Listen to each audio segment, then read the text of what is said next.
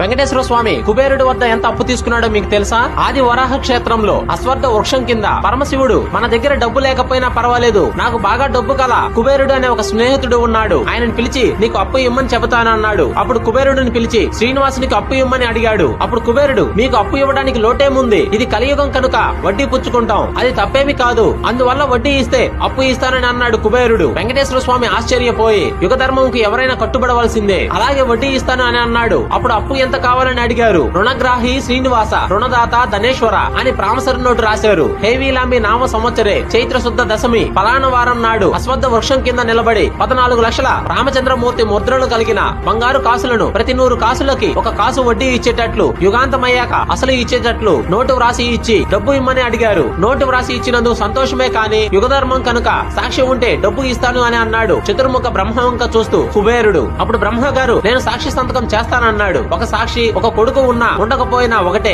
ఏమి అనుకోకుండా ఇంకొక సాక్షి సంతకం కావాలి అని అన్నాడు కుబేరుడు. వెంకటేశ్వర స్వామికి నమ్మకమైన స్నేహితుడైన పరమేశ్వరుని వంక చూస్తే పరమశివుడు సాక్షి సంతకం పెట్టాడు. అప్పుడు కుబేరుడు ముగ్గురు సంతకం పెడితే ఎంత బాగుండునో అని చాలా బలంగా అన్నాడు. మూడోవారు ఎవరా అని తల పైకెత్తి చూస్తే అశ్వత్థ వృక్షం కనపడింది. నేను పెడతాను మహాప్రభో అని వృక్షం కూడా సంతకం పెట్టింది. ముగ్గురు సాక్షి సంతకాలు పెట్టాక అప్పిచ్చాడు కుబేరుడు. ఫ్రెండ్స్, ఈ వీడియో మీకు నచ్చితే ఓం నమో వెంకటేశాయ అని కామెంట్ చేయండి.